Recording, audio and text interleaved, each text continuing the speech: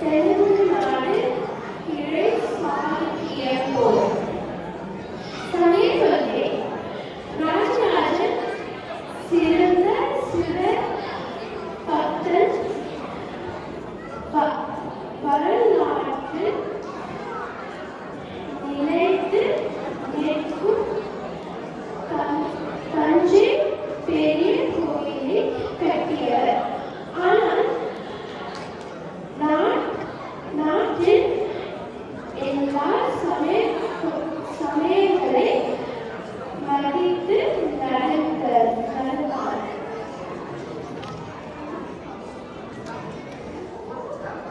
ராஜராஜன் சிறப்பு. இவர் உருவாக்கிய பேரரசு 7 முறையாக 200 ஆண்டுகள் நிறை பெற்றிருந்தது. ராஜராஜனின் ஆண்டு காலம் சோழரின் பொற்காலம் எனலாம். இவரது ஆட்சி ஓவியம் சிறப்பும் நாட்டுக்களம் இசை இலக்கியம் நன்கு தொடங்கின. இவரது காலத்தில் சொன்னார் கிருஷ்ணா நதிக்கரை வரை பரப்பியது மற்றும் மேற்கே அரபிக்கடல், தெற்கே இலங்கை வரை பரப்பியது. இவரை போர் மெய்கலை கல்வெட்டில் முறைப்படி பதித்து வைத்தார். ராஜராஜ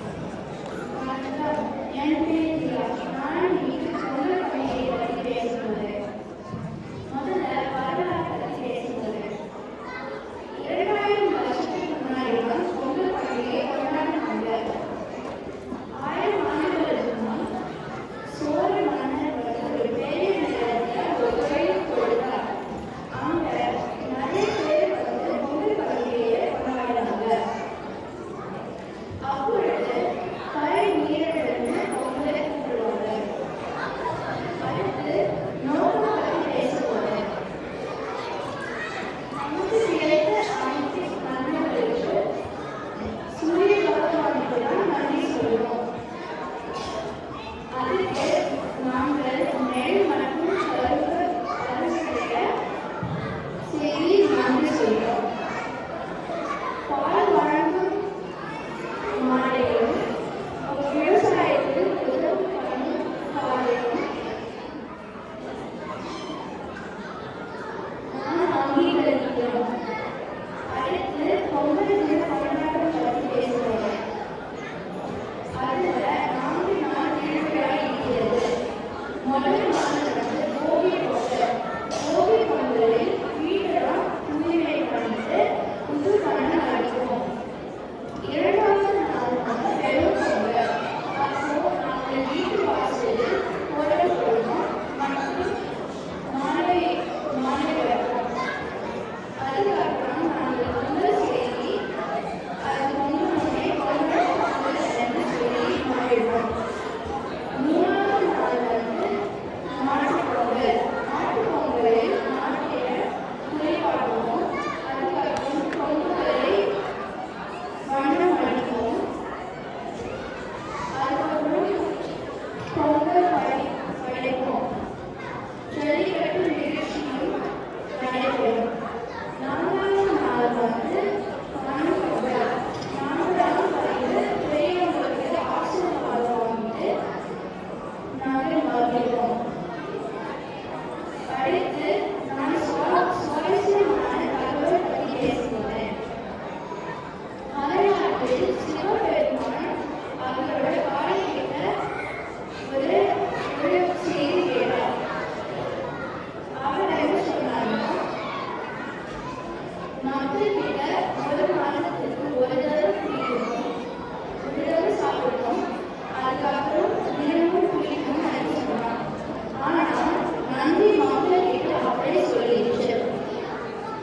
அதனால் சிவபெருமான் வந்து நந்தி கிட்ட ஒரு தண்டனை கொடுத்தார். அது என்ன சொன்னாங்கன்னா, விவசாயத்துல போய் உதவி பண்ணணும். நன்றி.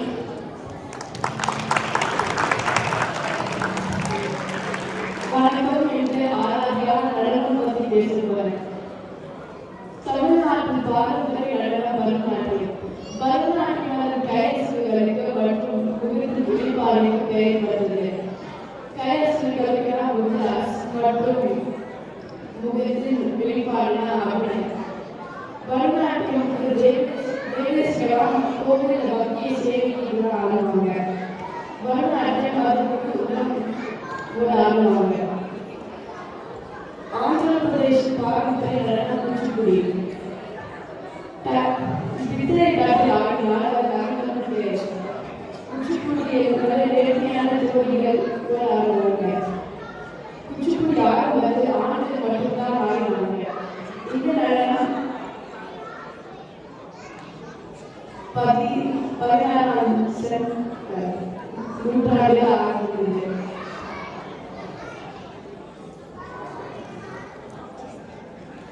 உத்தரப்பிரதேச பாரம்பரிய நடனம் கதக்.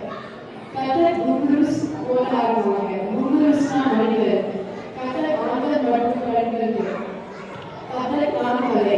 மற்ற நடனங்கள் கைப்போலாமல் இது ஒரு தனிச்சான நடனம். கேரளாவின் பாரம்பரிய நடனம் மோகினியாட்டம். மோகினியாட்டம் வெளி மற்றும் கங்கம் அழைத்தோடு ஆடுவாங்க.